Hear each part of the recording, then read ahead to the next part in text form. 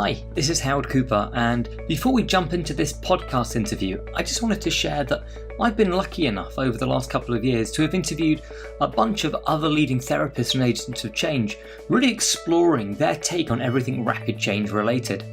What you're about to see was recorded a little while ago, but it still holds tremendous value if you're someone that wants to learn about how to help people make quick behavioural shifts.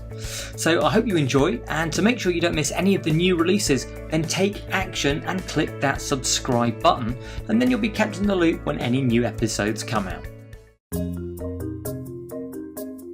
Welcome to the Rapid Change Matters podcast. My name is Howard Cooper, and for over 14 years now, I've been fascinated with helping people to create personal change quickly. But I still come across many who believe that lasting personal change has to take a long time, consisting of reliving traumas or deep psychological analysis, or simply that flawed notion that understanding why you have a problem will somehow make it go away. I'm on a mission to get people who work therapeutically with others to shift their thinking and realize that these beliefs are not written in stone. Rapid change can happen. So, to help you open up to what's possible, I'm interviewing top therapists and agents of change who are out there getting real results with real people really quickly.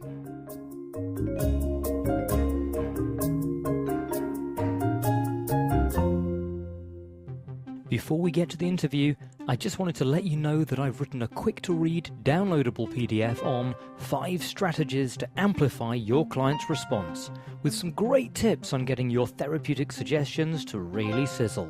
You can download this for free from rapidchange.works, where you can also find all the information about this episode and episodes still to come. Now, over to the interview. I'm extremely excited today to be joined by Melissa Tiers. Amongst other things, she's the founder of the Center For Integrative Hypnosis, an instructor for the National Guild of Hypnotists and the International Association of Councelors and Therapists. And as an author on the subject of change work, her books have achieved much critical acclaim. When I met her in November 2016 and saw her in action, I knew I had to get her on the podcast because she blew me away with her knowledge, insight, and her ability to demystify and cut to the core of the change work process. Welcome, Melissa. Thank you. Good to be here. Well, let's jump straight in. And can you tell us a little bit about yourself, what you do, and how you got started? Okay. Well, how I got started. Well, let's talk about what I do. So, primarily a change worker. I train therapists and doctors in utilizing integrative hypnosis, which is a kind of hybrid combination of Ericksonian and classical hypnosis with some neuro-linguistic programming, with kind of any and all modalities that help me to make change faster. Typically, they are dealing with unconscious processing and things like that. So I kind of put them in the umbrella of integrative hypnosis. It's a wide umbrella so that I can keep learning and incorporating faster and easier processes and techniques. So I'm primarily a trainer, but I do have a private practice. But I'm still a teacher in my sessions, so I'm not a therapist in any traditional sense. That's kind of what I do. And what else can I tell you? How did I get started? Well, I do a lot of interviews these days, the past couple of years, and everyone wants to know that origin story. And it kind of changes depending on my mood. You weren't bitten by a radioactive spider. Right. And, and who's asking and what the crowd is. I can start from way back when, my fascination with altered states, as most kids have, the spinning and making myself dizzy. I was a bit obsessional for a while doing that and hyperventilating when I was 6 so that I could get very close to passing out just because it was kind of trippy. I mean, that should have been the warning to my parents of what was coming.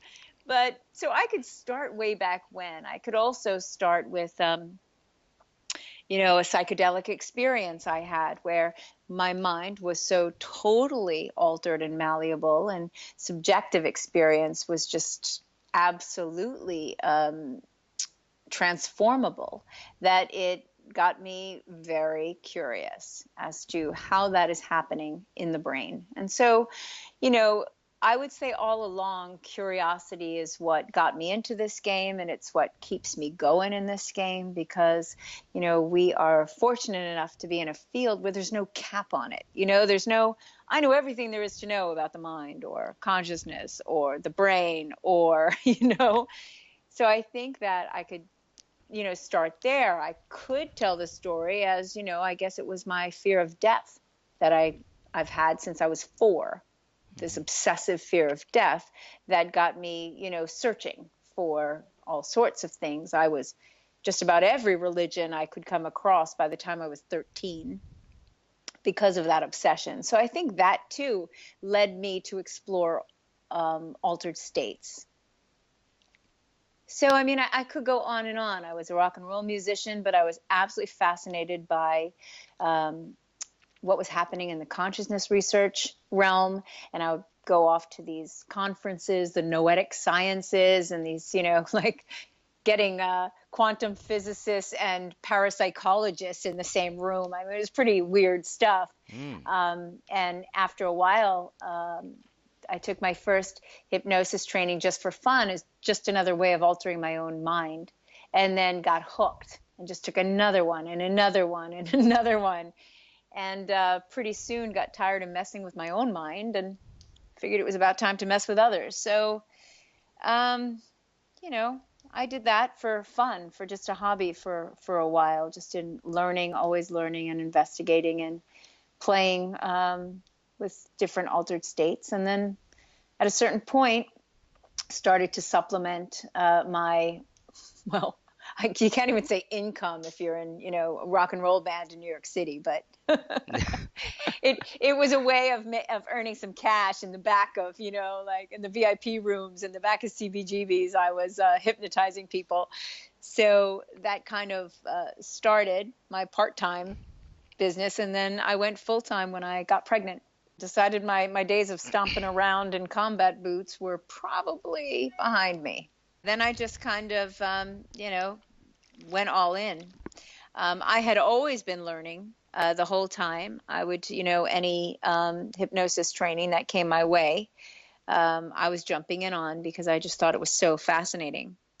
So this was just a way to put it into a formal practice. You get your official office, and then you kind of set it all up and you sit down, and all of a sudden you realize that the phone's not ringing. And maybe I should have paid attention to that marketing part of the class. Oh yeah. We've all been there. It's funny because I guess that was 18, maybe 19 years ago when I first took the first hypnosis class. Mm-hmm. And really only 17 years of full-time practice. But I still have yet to do like the major marketing piece. I'm lucky in that I was able to start slow, like building up the part-time thing, just word of mouth. But, I've just gotten to the point where I don't really have to do it too much. Most of my clients come by way of psychiatrists and therapists and doctors, and so I don't really have to market for my private practice. And word of mouth is really what word of mouth in those books. They're pretty good at getting the name out. One of the things that I really took away when I saw you in November was this sense of kind of playfulness around change. And indeed, in the rapid fire round, you talked about going out and playing more, and that would be the advice that you would have. Well, I turned 50 in 2 weeks, and so so you're talking about 20 years. I'll be 70. Yes, go out and play. You see, I think there are a lot of therapeutic people that work within therapeutic change that perhaps lack that playfulness Yeah, and around how change. freaking boring is that? The whole thing about what we're doing, and so much of my practice these days, it could be considered practical neuroscience. Mm. I'm very much aware of what's happening in the brain when it changes and when it doesn't. And so I know that if I can keep, hitting a certain dopamine button, which is laughter, which is curiosity, which is novelty, these are the things that get the brain to pay attention.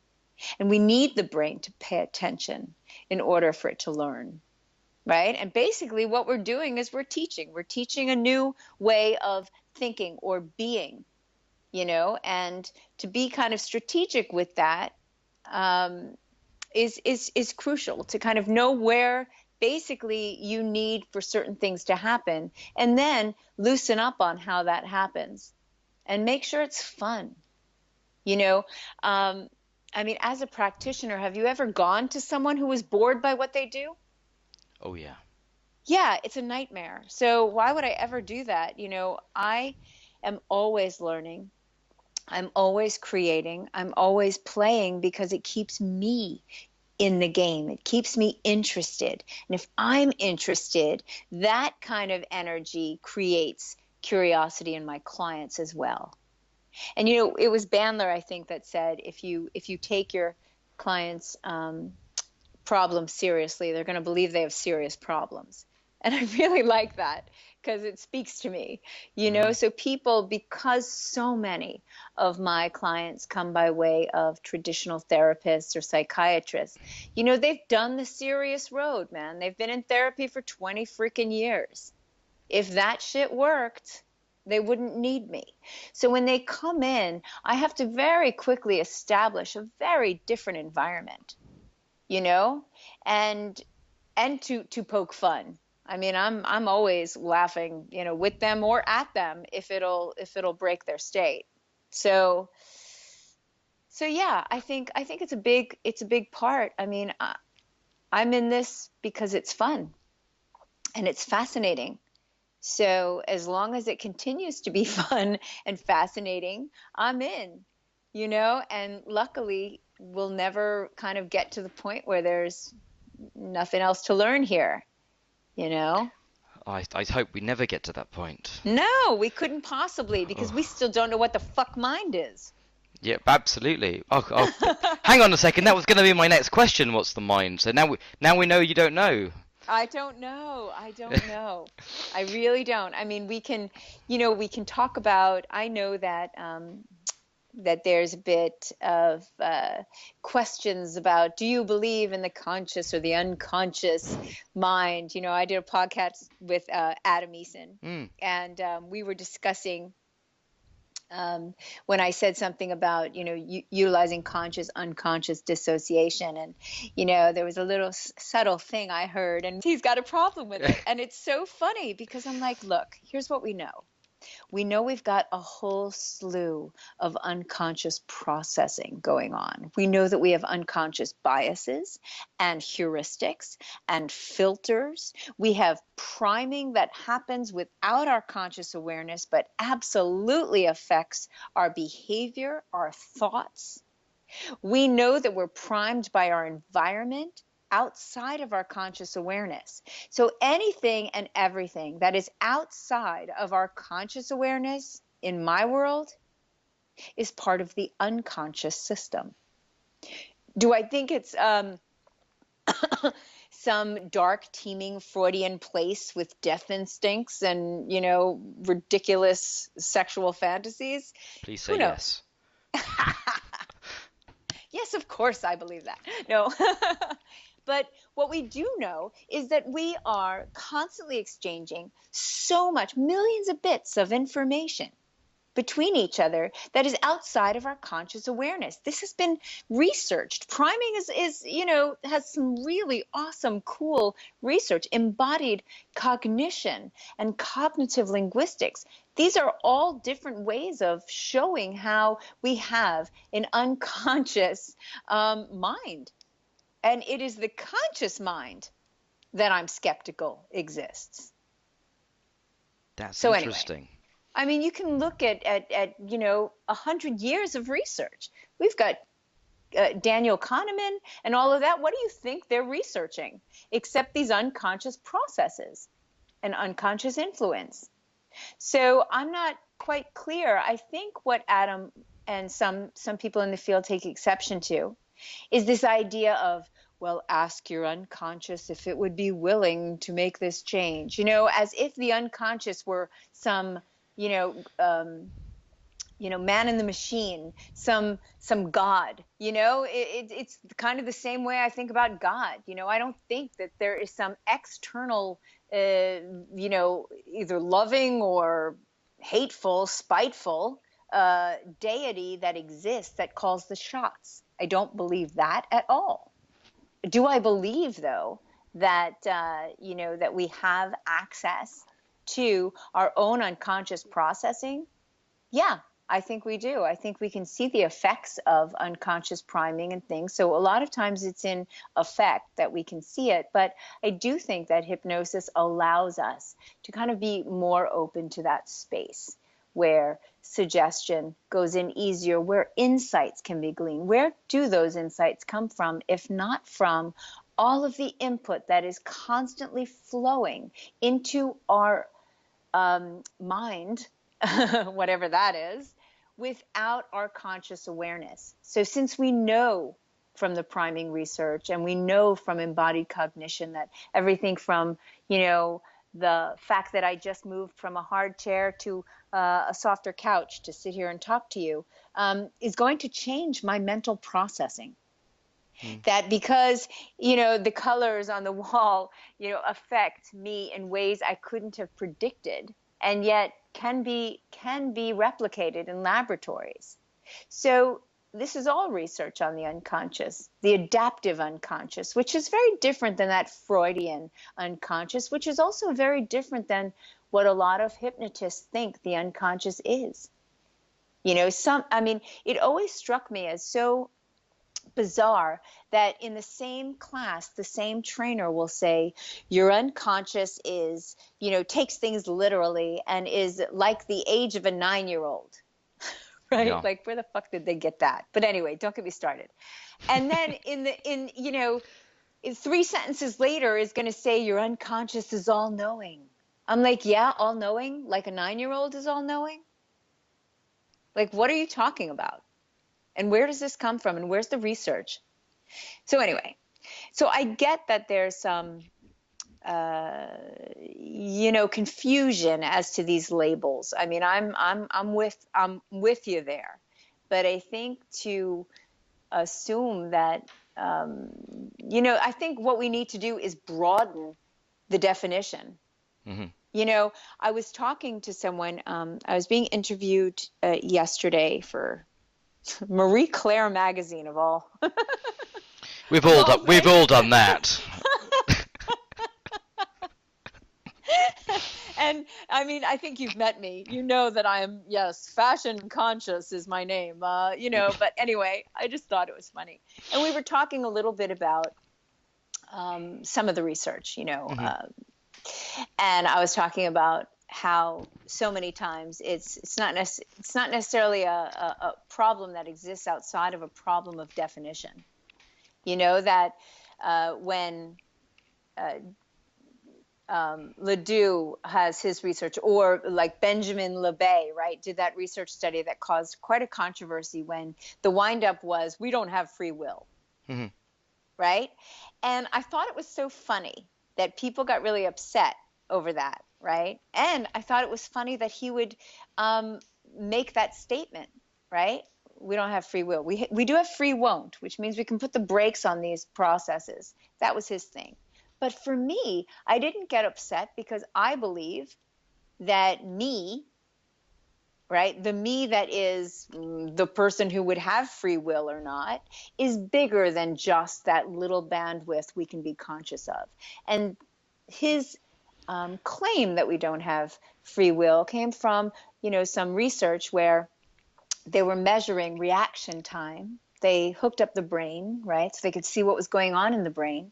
And they told people, you're going to, when you make this decision, you're going to press this button or that button, And so they were timing it all. And what seemed to happen is that the brain showed that they made the decision before the conscious mind made the decision, that there was a precursor, that there was that the brain already started the program before they had a conscious awareness of making a decision. And that's where he said, we don't have free will. But for me, because I know that I am much bigger than just what I can be conscious of in any given moment. I mean, the research is pretty conclusive there of our, biases and filters and heuristics and things like that. And so for me, I've just widened out the definition of who I am. Right. So then I say, yes, I have free will. I decided to push the button just because my conscious mind was a little late to the party. You know what I mean? Anyway, sorry, I went off on a rant. No, that's cool. On a slightly different note, I'm curious because I think, and you've already mentioned this, that you'll see people who have had 20 years of therapy previously from maybe perhaps more traditional models, and I speak to a lot of people who report that the same thing. But presumably there must be some people out there who are going to down traditional routes of therapeutic intervention and getting some benefits and some results. And how does that happen? Well, of course. Well, because, people, we're not machines, and we have a bunch of different needs, a bunch of different sets of experiences, and a lifetime which leads us in many different directions. So some people have never had a sounding board for some of their ideas or their emotions. They've never had somewhere to talk about these things. And so that insight-oriented therapy is really sometimes a revelation for them.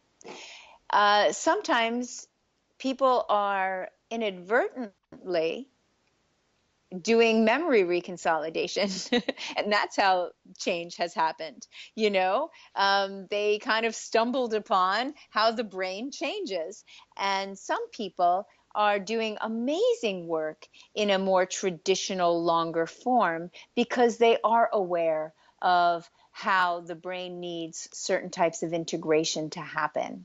And so you've got people like Dan Siegel and his group of neurobiologists who are doing some interesting work with mind sight and understanding how the brain gets stuck and how integration happens. And then you have this woman, Bonnie, I can never pronounce her last name. She wrote a book called Being a Brainwise Therapist, and she's lovely. And she basically goes into trance. She doesn't call it that.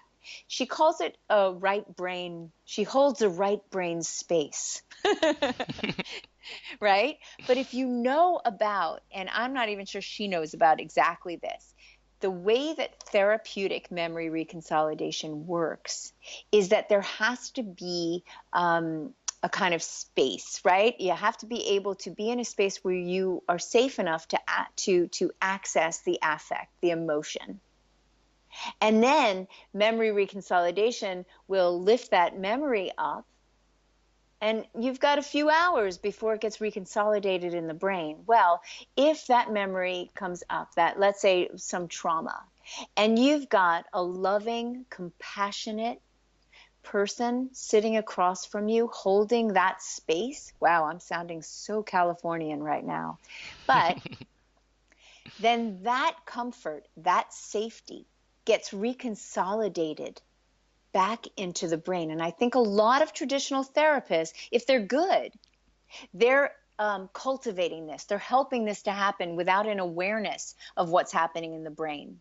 Yeah. So that people have a way of telling their stories in a safe space, and that safety gets reconsolidated back into the brain. So, I used to be pretty intolerant of the long form, drawn out, especially psychoanalysis. Really don't get me started on that. But but now I see that, different people need different things, and that there's ways of benefiting. Sometimes it's not about, and I know this is going against your podcast here, but sometimes it's not all about the need for a quick fix, rapid change. It's, and not to say that a quick fix is something less than an amazing change, because, I'm talking about change that lasts forever. Ridiculous. Regardless if it's fast or slow. But I think there are some people who don't have the benefit of having someone that they can, speak to, and kind of explore their deeper emotions. And, especially in this world, especially men, it's not really culturally appropriate still. We like to say that, those stereotypes are, fading away, but they are not. And so sometimes, whenever someone says they've been in therapy and it's helped them, then I stop my clock and I say, tell me how specifically. Because I'm curious, and I heard it enough. Now, granted, the majority of people sitting in my office are like, oh man, I've been in therapy for years. I still, I'm still depressed or whatever. And so they've had it with that. But at this point, I'm meeting so many more people that are having benefit from it. And so I do ask. I'm like, hold up, time out. Yep. How has it helped you? What do you mean? Talk to me, because I need to learn, because I was very, hardcore intolerant for a long time. And that too can keep us stuck. So I totally agree. And also, just to reiterate to any of the listeners out there that whilst this is called Rapid Change Matters, my own personal view is that rapid change for me means as rapid as it can be done. And sometimes, like some people need time. Time can be a factor. Yeah. In the same way that, as a hypnotist, some people really like a rapid induction. We can get to some of the more fun states faster. And yet there's clearly a lot of people that benefit from a slower entryway into trance states, because then they can kind of sink into comfort, but they also are aware of how they're getting there and can get there without you. Whereas the real rapid instant inductions are a little confusing for people, and they don't know how to get themselves. So I'm all about cultivating self-hypnosis with every client, so that they leave me with way more skills than they came to me with. You've talked about memory reconsolidation, which was already going to be one of my questions, given that in your post UK Hypnosis Convention workshop, you did pitch that as the neurological key to rapid change, and I thought, wow, we've got to talk about memory reconsolidation. But also, I know, obviously, you do a lot of work around the meta pattern. Yes. Can you elaborate a little bit about what that is and how that guides you? Absolutely. So, first, when I say that memory reconsolidation is the neurological key to rapid change, and yeah, that's me trying to, word it in such a way as to get people interested, right? It is a post-conference workshop. I wanted it to sound good, It does. I'm coming. Excellent. So here's why, right? So we know certain things about neuroplasticity and how the brain changes, right? And I teach two forms. The first form is the counteractive strategy, which is kind of self-directed neuroplasticity, is where you teach people how to rewire their own brain. That usually takes repetition, right? Neurons that fire together, wire together. You've heard that phrase. Mm-hmm. And so that's how neuroscience says things change, right? You fire them enough, and they wire together. But learning that was amazing, but it didn't necessarily cover everything that I was seeing in my office. Because if that's the way the brain changes, then how come I just, got rid of this phobia with someone in 10 minutes? Like, what's happening in the brain when that happens? And so memory reconsolidation, and more importantly, the therapeutic memory reconsolidation, which is slightly different than a more standard typical memory reconsolidation, which simply states that every time, you remember something, you kind of lift it out of the brain and it becomes malleable again. And, memory is not what we thought it was, right? It's not this recorder that you can just rewind and go back. It really is an active synthetic process. It's pulling from all different regions of the brain every time you recall something.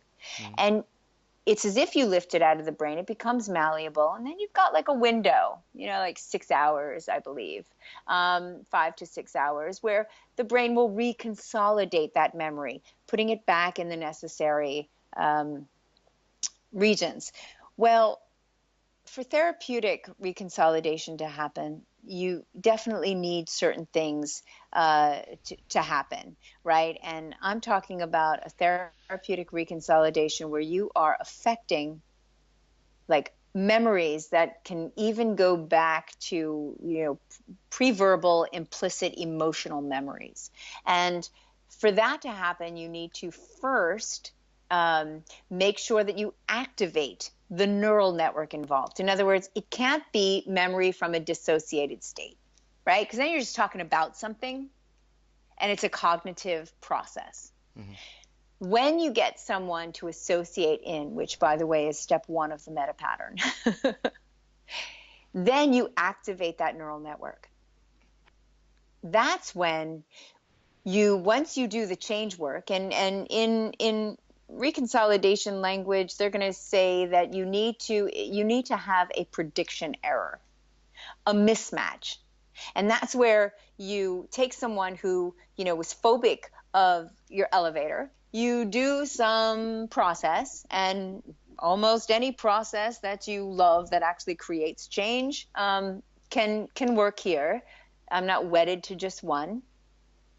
But once you do the process, and they get in the elevator without the anxiety, that's what starts to activate the protein synthesis for the memory reconsolidation. It's the mismatch, the prediction error. Mm-hmm. Because your brain is a prediction machine, right? It's when the prediction it gets interrupted or doesn't happen that the brain kind of comes alive and pays attention. And that's novelty. That's, ooh, what's happening here? We're not just running on automatic. So the meta pattern actually contains contains within it everything you need really for memory reconsolidation. Now, the meta pattern is this 4-step pattern that is underneath almost all change work.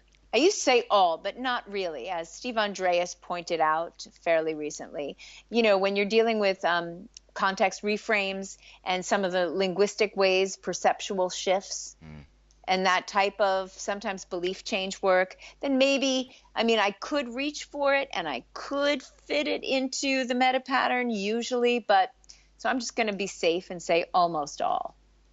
And when it was first pointed out to me by my friend John Overdurf, who is the guy who really did, uncover this and make it explicit.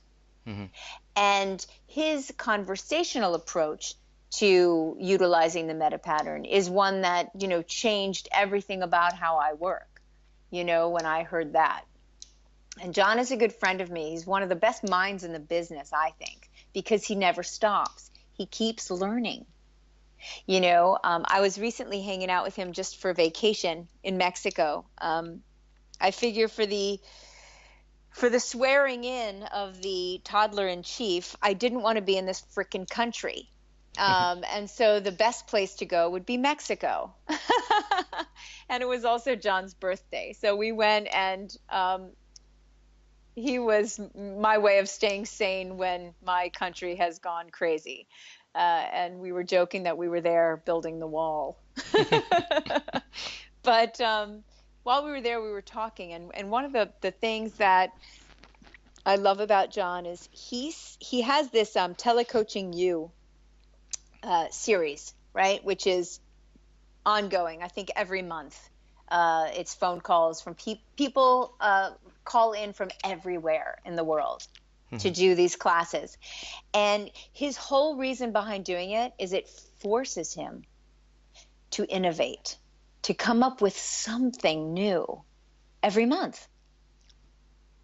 And I thought, this is someone who's been an amazing NLP trainer, a hypnosis trainer, timeline therapy trainer. He's been in the game as well as being an actual psychotherapist and in mental institutions for 50 years. Oh my God, 40 years. Sorry, John. And so, I just love that that's how he keeps himself going. It's what I'm always saying, which is curiosity. And you have to keep learning here in order to stay excited about it and to stay curious. And so the meta pattern comes from him. And it really is, when I first heard it, I remember just intensively analyzing everything that I did in my sessions that worked. And every technique and every process, and literally transposing the meta pattern over this and saying, oh my God, he's right. It really is. It's in this process, in this process, in this process.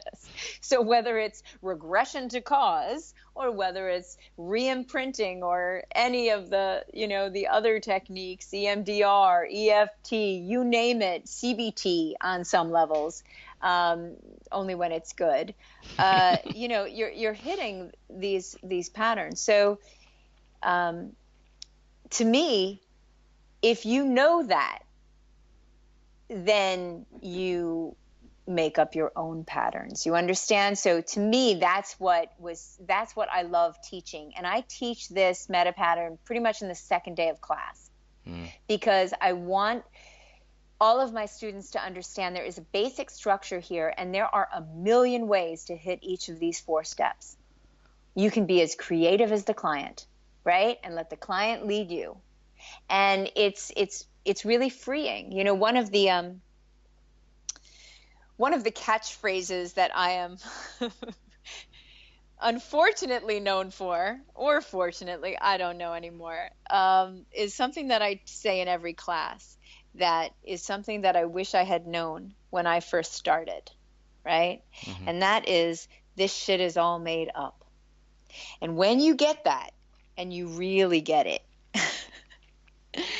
and I could expand out on that and talk about how, it's all made up. Everything you think you are seeing right now is on some level created by your brain. It's like, I could go on and on about that. But in this field here, every process, every induction, every technique is made up. Somebody made it up, and it worked for someone, and then it worked for another, and it worked for another, and pretty soon it made it into the canon. You know what I mean? So if I had understood that when I first started, I could have just saved myself years of stressing out over doing things right. You know what I mean? Yeah.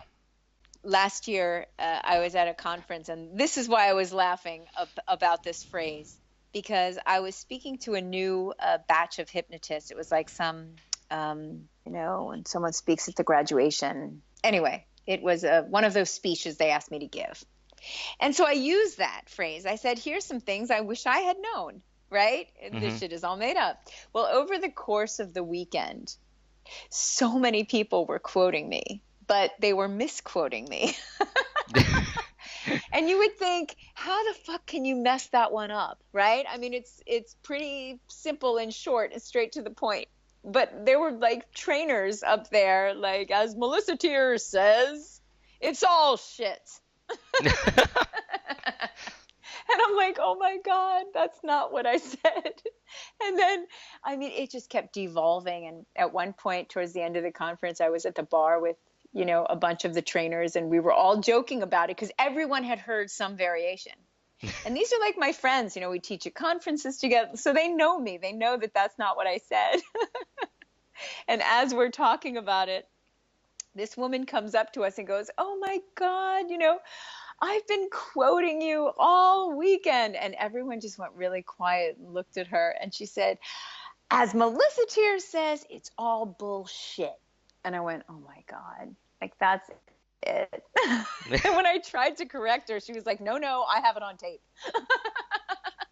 So anyway, so that's why I joke about it. But I do think it's key and crucial to relaxing around change work and being a bit more playful and understanding that, you know, on some level, none of it's real. Their stories aren't real. Their core, what is a core belief? I can never find that anywhere in the brain. But don't get me started. Can you give me a couple of real examples where you have witnessed rapid change, things that, you know, would make arguably traditional therapists who might be listening go, really? That can't have happened. Really? Well, the funny thing is, you know, when you are doing this for so many years and when you're training people to do it for so many years, I've been teaching as well for 12, 13 years maybe. You see it every day. So you almost get jaded a little bit. And it's only when I'm sitting with a room full of therapists that I see the shocked look on their face when someone who, you know, couldn't do something for their whole life all of a sudden can.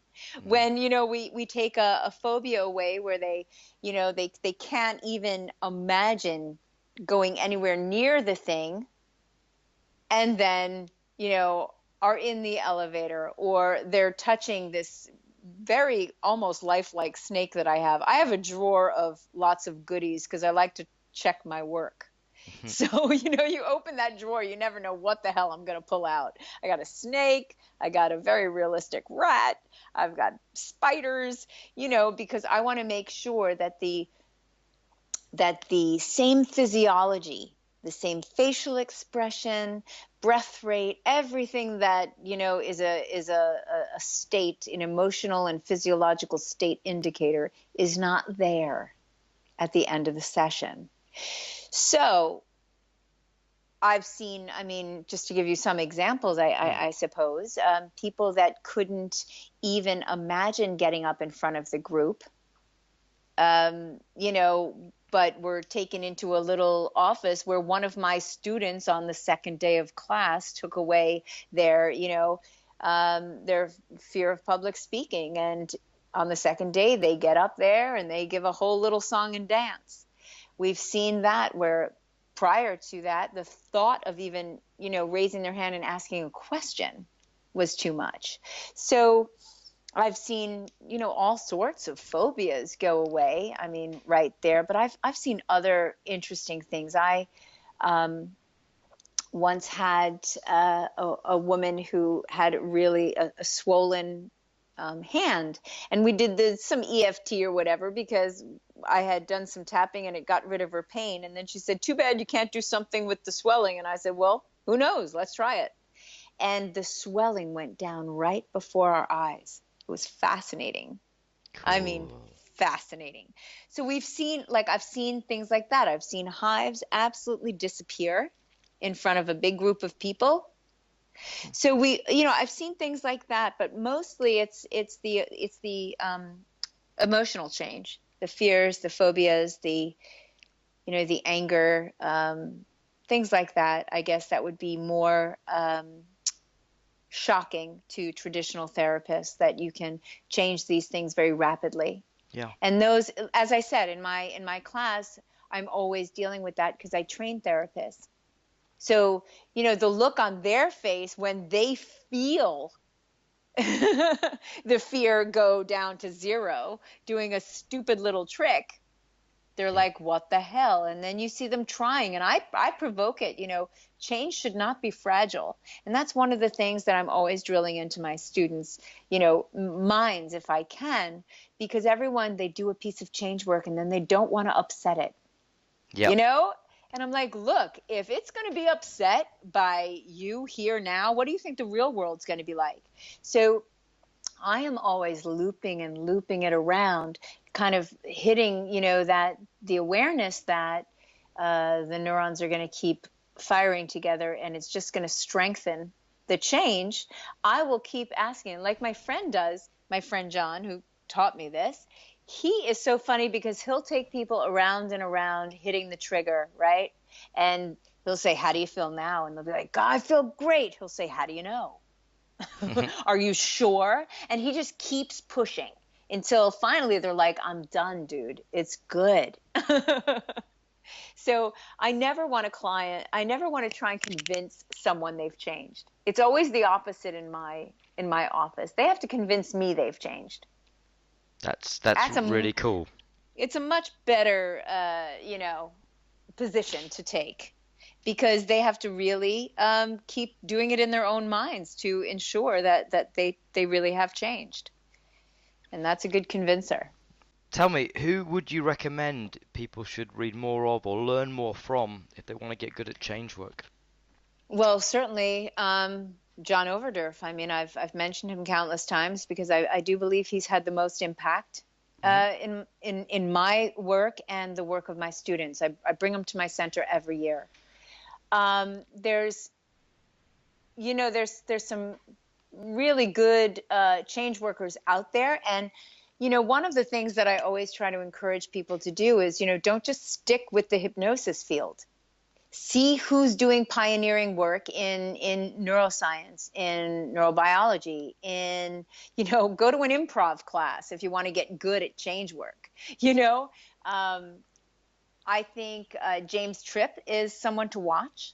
I like watching how he allows his mind to expand, from, a very staunch position, it seemed at first, to widening out all the time. And I love that. I think that I'll be, touching down with his work for years. I'm kind of excited to watch him grow, I think you always want to look at who is exploring and innovating and not just necessarily reiterating what their teachers have said. And so I naturally gravitate towards people like that. I was just listening to a webinar today on polyvagal theory, Stephen Porges. And although I'm aware of his work and read his book many years ago, pretty much every year I like to touch down and see where he's at, because he's always questioning. So I think to myself, I saw the email and I'm like, $97. And I wasn't going to get it because I'm like, Melissa, you know his work, you know what this means. But there were a few things in the description that piqued my interest. And I'm like, oh, fuck it, $97 there. I'm turning it over. And it's because I know that last year he was starting a study. So now, a year later, I get to hear the results. More importantly, I get to hear the questions he's asking now. And that is kind of what gets me excited, right? These guys who have been in it, for a long time and are still asking questions. Bessel van der Kolk is someone who I've taken a workshop with. I like him too, and how he's always expanding and growing. And so those are definitely, some people I'm always fascinated to learn from. I think the Brits that I met just last year at that conference, I had never met Adam Eason. I had that podcast with him. But just meeting him and realizing he's very much into, the current research, and, he's got a mind that wants to know why. And so that is interesting to me as well. I got to meet the Jacquins, who are people that I, can sit and listen to and smile. And I think where Anthony Jacquin is going is going to be good. I can, I feel like an old lady in that, like these are all these young boys, and I turned 50 in 2 weeks. But I get excited. I can sense just by certain things he's starting to explore. Yeah. Right? This kind of little thing he took the group through, which is kind of expanding beyond perceptual positions. And so I am excited to see where that train of thought leads him. So I think there's some really exciting things going on, and you want to expand out and not just be in the, hypnosis world, because, to me, anything that deals with the mind and the body and the mind-body connection has a place, whether it's Ernest Rossi exploring the psychobiology of gene expression and how he's kind of settling into a really nice, simple form. Or, so I'll stop there, but I could go on and on. Steve Gilligan is always one with his generative trance stuff is kind of interesting. Right now I'm reading books that you would think don't have necessarily anything to do with the mind field, but they totally do. I'm reading this book called 10% Human. Have you heard of that? No. Oh my God. Anyway, it deals with the microbiome. And I had no freaking idea. Like, you think microbiome, you think, oh yes, probiotics, it's good for the gut, bacteria, but you don't really know. You don't really know that for every one of your cells, you've got 9 hitchhikers that are not you. It's fucking weird. And we've evolved together. And we've put that in jeopardy with all of our antibiotics and things like that. And that's why we have all these crazy diseases. But for me, it's about how it affects the mind. Mm-hmm. That people don't understand that you've got, that you've got neurons all over the place, not just in your brain, like your mind has escaped the skull. And that, a large percentage of your serotonin is made in the gut. And then you've got a lot of your oxytocin, the cuddling, the social, bonding chemical is made in your heart, because there's neurons in your heart. And most people don't think of, we just think of the brain. I know I only did. But when you start to expand out, then it's about, how can I use this? Right? So for me, it's all about, how can I use this? Who's going to be good for me to pass this information on? Can I come up with a really simple metaphor to get this across? That people need to start to look at, what they're eating, and not just for themselves, but for, the 90 freaking % of them that's not human. Yeah, before that, I was listening to a book called Parasites in the Brain, and that's just some freaky shit. We are all zombies on some level, but we won't even go there. So I'm always expanding out, and what's funny is these things that seem like they're unrelated always wind up getting folded in somehow to what I do. Mm-hmm. And that is the beauty of, creating a bigger umbrella. Not boxing myself in. And that was, one of the things I'm very happy about my younger self doing, is naming my first book and my training in integrative hypnosis, or as you might say, integrative. I don't know what you mean. Because what it does is it's basically meaningless, like anything can be integrated in, so that I have, this box that doesn't have a lid on it. And I can just keep, pulling from everywhere and putting it into the box, like what's going to help people to change faster, simpler, and in a more cohesive way. Right? A congruent way. You don't just change the behavior. You've got to change the brain. You don't just change the brain and the behavior. You got to change the meaning they give to this. You've got to change the perception. You've got to change the values. So it really needs to line up. And when you kind of like take all of that into account, you start to see things a little differently. When you think, I need a basic alignment between this brain and this brain and this brain, right? And what connects those? Interesting, there's that vagus nerve again. So how important is that for change workers to know? How important is that for our clients to be able to downregulate an overactive system that's causing disruption, causing stress, anxiety, gastro issues, all of this stuff. So for me, it all fits. How can we take what's going on in epigenetics and translate it into a practical thing in our office? Is there a way to get in there and turn on or turn off certain gene expression? So, I mean, we are living at the coolest time to be a change worker, because we now have the instrumentation to peer inside the brain as it's functioning, the body as it's moving. We have the wherewithal to even know where to look now.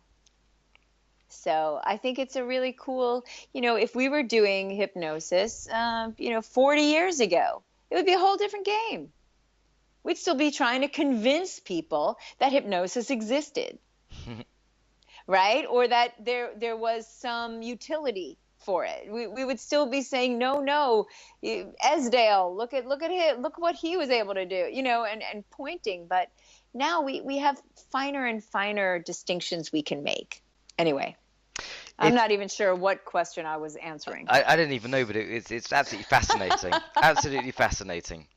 Melissa, if people are listening and they're keen to hear more from you, where should they go? How should they get in touch? Well, I do a lot of traveling. So even if you're not in the States or in New York City, if you go to my website, melissatiers.com, it's pretty simple. I also have another one called Center For Integrative Hypnosis.com, which is an online training site where people can, I have my 8-day training recorded and filmed, and my 4-day coaching the unconscious mind, as well as a few other things available. If you're on Facebook, you can, like my center page, and then you kind of get updated, or, my newsletter is another way, or just show up at one of the conferences and come and say hello. I mean, as you know, I'm pretty accessible there. I like hanging out and meeting people. And if there's a presenter I'd never heard of, I'm sitting in their class, so I'm always learning. Sometimes it's just a little nugget that I can, like a little shiny toy I can walk away with and then start tearing it apart and putting it together again. It's very, very, very cool to talk, and all of the links that you've mentioned we'll be putting on the episode guide as well. Yeah, what links did I mention? melissatiers.com. Oh, okay.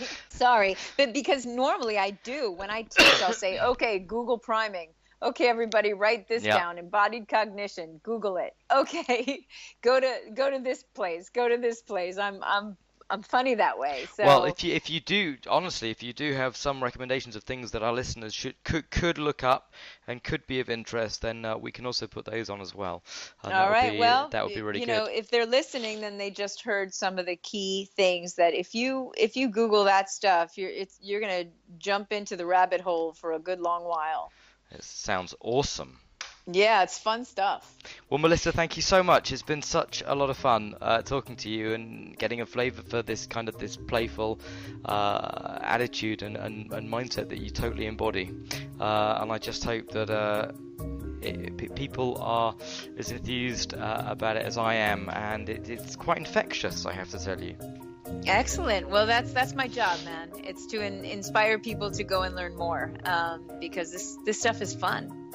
I hope you enjoyed this episode, and if you did, why not share it with anyone you think might be interested, and even head over to iTunes to give us a glowing review. You'll find more about what's coming up on our Facebook page, facebook.com/rapidchangeworks. And of course, you'll find all the links related to this episode, plus those free 5 steps to getting your suggestions to sizzle over at rapidchange.works.